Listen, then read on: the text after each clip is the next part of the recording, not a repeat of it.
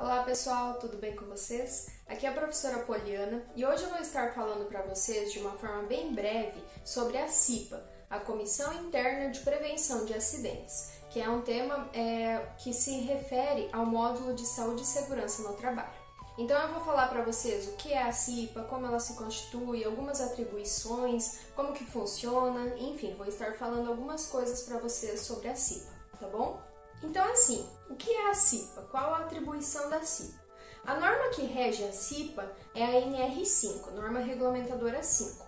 E o principal objetivo da Comissão Interna de Prevenção de Acidentes vai ser evitar com que ocorram acidentes e também doenças do trabalho.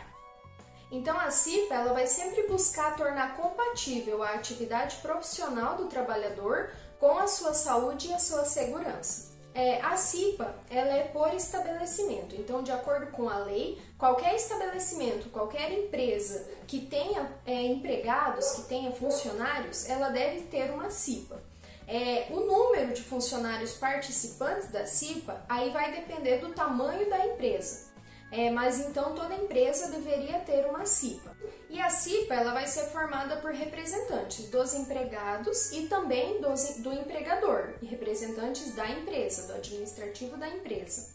E assim, supondo que uma empresa ela tenha no mesmo município, porém em lugares distintos as suas partes. Então ela tem o administrativo em um local, o depósito em outro, a entrega de mercadorias em outro, enfim. Então em cada local desses, dentro de um município, vai precisar ter uma CIPA. Então precisa ter a comissão interna em cada um dos estabelecimentos. Por mais que todos façam parte da mesma empresa, como eles estão em locais separados, é preciso que cada estabelecimento tenha a sua CIPA.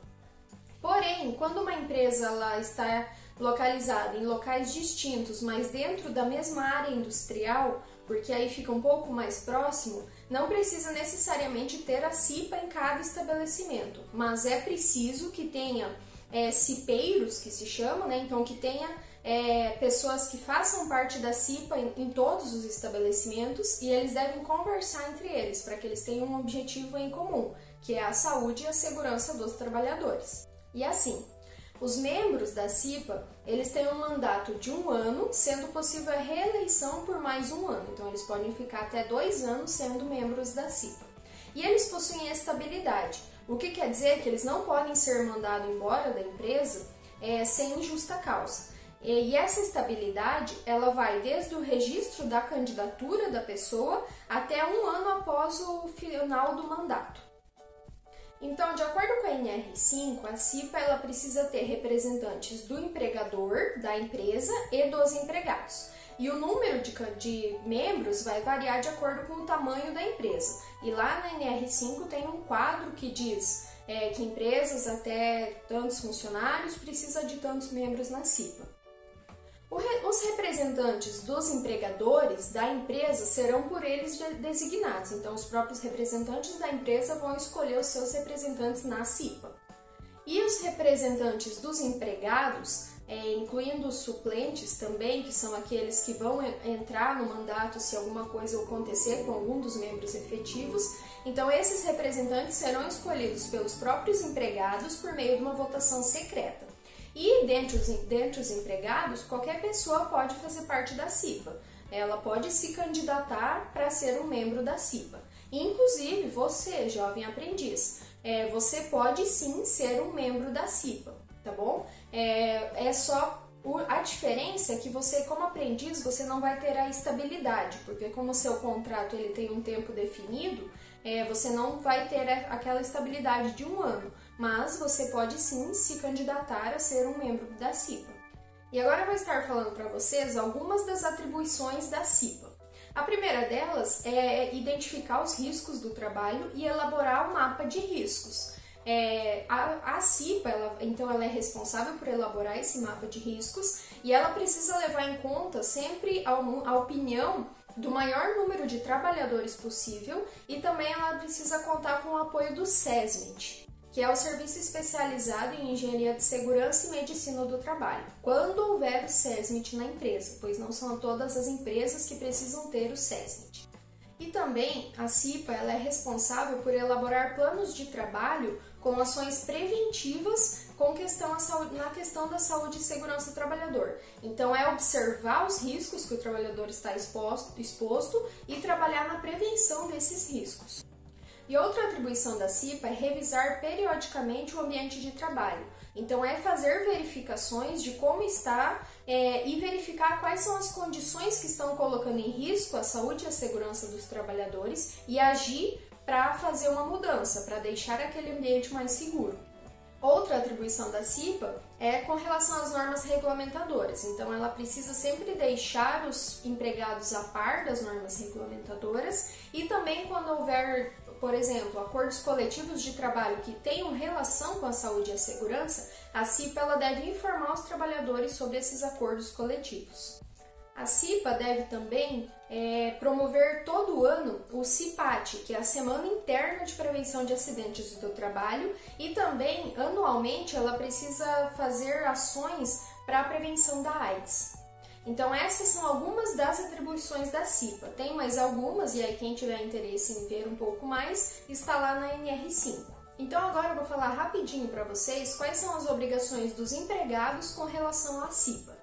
A primeira delas é que os empregados eles precisam participar da eleição dos seus representantes, dos cipeiros que vão se representar depois lá na CIPA.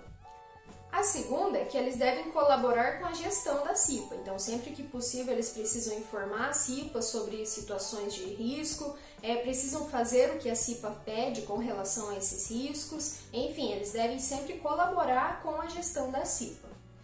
Outra obrigação do trabalhador é avisar a CIPA e o SESMIT quando ele vê alguma situação de risco. Então, por exemplo, ele viu uma máquina que está sem proteção e pode pôr em risco a saúde de algum trabalhador, a segurança de algum trabalhador. Então, ele precisa avisar a CIPA e ao SESMIT dessa situação e ele também precisa propor melhorias para resolver aquela situação. E por fim, a última obrigação é que o trabalhador ele precisa observar e seguir as normas de segurança no trabalho, as que vão evitar então possíveis acidentes e também doenças decorrentes do trabalho. E por fim, como que funciona a CIPA? Como que funcionam os encontros? Então a CIPA ela terá reuniões mensais, então todo mês vão ocorrer reuniões, onde os cipeiros se encontram para discutir o que tiver que ser discutido.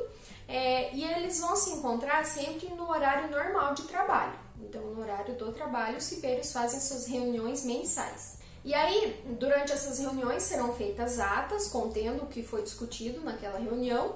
A ata vai ser assinada pelos membros que estavam presentes e depois vão ser feitas cópias dessa ata e enviadas para todos os membros da CIPA. Então, assim, a gente percebe que a CIPA ela é muito importante numa empresa, porque além dela focar na saúde e na segurança, ela é uma forma de dar voz para os trabalhadores, é uma forma de ter um contato direto entre os trabalhadores e a alta direção da empresa. Então, quando você tiver a oportunidade na sua empresa, participe da eleição, porque eles são os seus representantes. Se você se sentir chamado, também participe da CIPA. Vai ser um momento de muito aprendizado para você, tá bom? Então por hoje é isso, pessoal. Eu trouxe aí um pouquinho sobre a CIPA. Na NR5 está lá exposto muito mais do que eu trouxe aqui, então para quem tiver uma curiosidade, quiser pesquisar mais, está lá na NR5, tá bom? Um abraço a todos e até mais.